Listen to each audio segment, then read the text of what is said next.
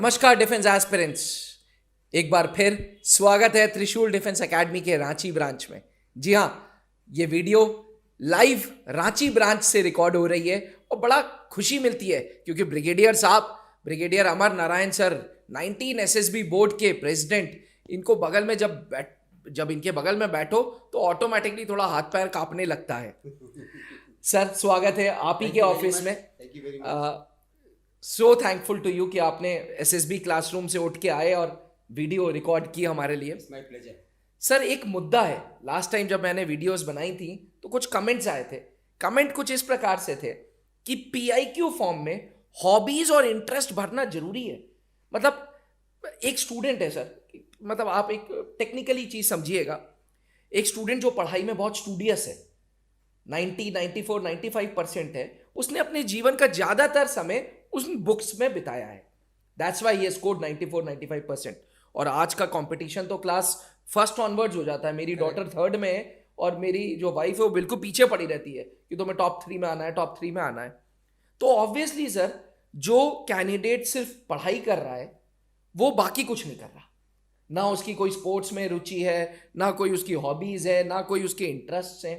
You as an interviewing officer, if you get to see a PIQ form जिसमें candidate के 96% 10th में है, 98% 12th में है, लेकिन हॉबीज का कॉलम खाली है, आप इसको as interviewing officer with your experience of more than so many 6 years, more than 6 years, आप इसको कैसे इंटरप्रेट करोगे sir? Please, I would like to know कि एक इंटरव्यूइंग ऑफिसर की सोच क्या है, एक एसएसबी बोर्ड के प्रेसिडेंट की सोच क्या है sir? Okay, so Abhinav ji, that's a very important issue you have raised. जी। You know, in SSB, we are looking for a holistic personality, isn't it? We are not looking for a person who is, very academically brilliant, but he isn't very good in other aspects, isn't it? And that's how we require people to fill their hobbies and interests, their participation in sports, everything in their PIQ. And, same questions will also be asked in their interview. So it's very important to understand that having a good hobby will always help a good candidate. Now, what I mean by a good hobby जी and good interest, जी you see, most of the candidates I've seen, they end up feeling my hobby is listening to music. है। Now, that's a very, very passive hobby. Whereas I feel as an officer, जी। you must have something called as a active hobby. Now, this may be a little confusing to you. What is he saying Active about और passive। active hobby and passive hobby? ये क्या चीज है? See, what I mean by this is that, see, anything which does not, take much effort, that I would say is a passive hobby. For example, as I said, listening to music is a very common hobby, doesn't take much, effort. Whereas if you sing, if you play a musical instrument, that's a much better hobby. That I would call is a active hobby. Or say reading a book, even better, writing something, writing a blog or something. So these are active hobbies. Or, having a hobby of some adventure, sports in your life. So those kind of hobbies, if you actually have in your life, जी। and of course you must write, as I've always said, correctly. Do not write anything in the PIQ To which impress. which is incorrect, because then you will get caught in the interview. So, or if you have a hobby of or interest of doing some social service, you are अच्छा। part of some NGO. जी। So this is what I would like to tell you candidates: have something positive hobby, have some active hobby, and if you can pursue that in actual life, if you write that in the PIQ, and if you are able to then answer the question in the interview, I think you will be doing extremely well in the interview. Sir इधर एक सवाल और है मेरा। सवाल कुछ इस प्रकार से है, कहते हैं कि services selection board is based on officer like qualities. Candidate के अंदर ऑफिसर लाइक क्वालिटीज ढूंढ रहे हैं, जिसमें से एक इफेक्टिव इंटेलिजेंस भी है।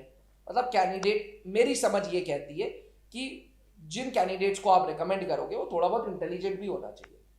94, 96% वाला सर इंटेलिजेंट तो होगा ना? सही बात है, करेक्ट। तो अगर एक पैरामीटर उसका अच्छा है और एक पैरामीटर खराब है, तब आप ऐसे कैंडिडेट्स को लेते हो या नहीं लेते हो?